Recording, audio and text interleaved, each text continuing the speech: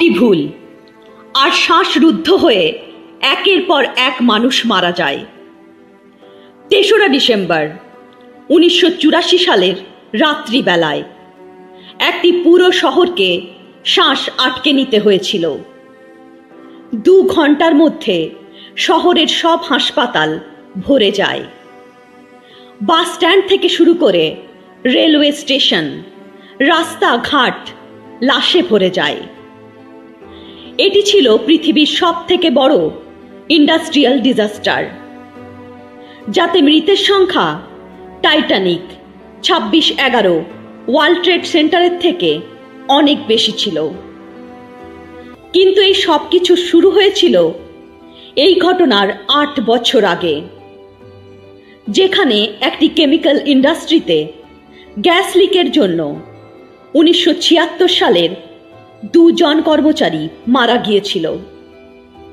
আর এই একই ঘটনা পরের বছর অর্থাৎ ১৯৭৭ সালে আবারও হয়।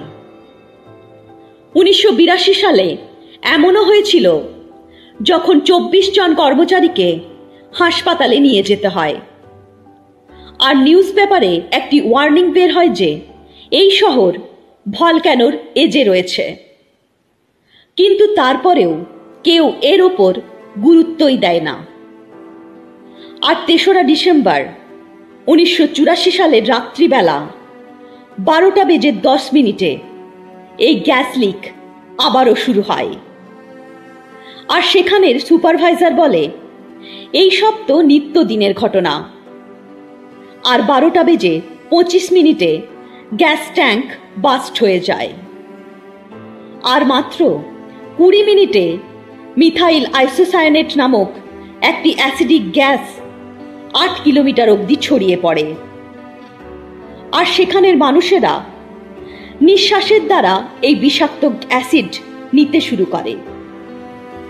কিছু বোঝবার, কিছু জানবার আগেই একের পর এক মানুষ মারা যেতে শুরু করে। আর দেখতে দেখতে কিছু ঘন্টার মধ্যেই ৭৫% শহর অ্যাসিডে ভরে যায়। এটি ছিল ভোপাল গ্যাস ট্র্যাজেডি, যার প্রভাব এখনো সেখানের বাচ্চাদের মধ্যে দেখা যায়, যখন তারা শারীরিক ও মানসিক প্রতিবন্ধী হিসাবে জন্মায়।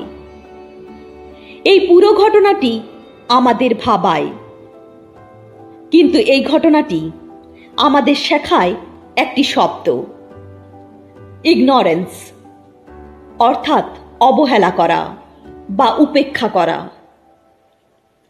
যদি প্রথম দিনেই সেখানের অফিসাররা ব্যাপারটিকে হালকাভাবে না নিয়ে একটু গুরুত্ব দিত, তাহলে হয়তো এত ভয়ানক বীভৎস একটি ঘটনা ঘটতই না।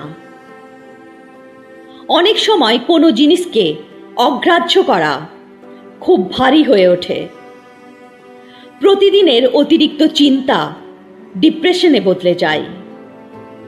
অমীমাংসিত ভুল বোঝাবুঝি সেপারেশনে বদলে যায়। ছোট ছোট ঋণ বড় লোনে পরিণত হয়।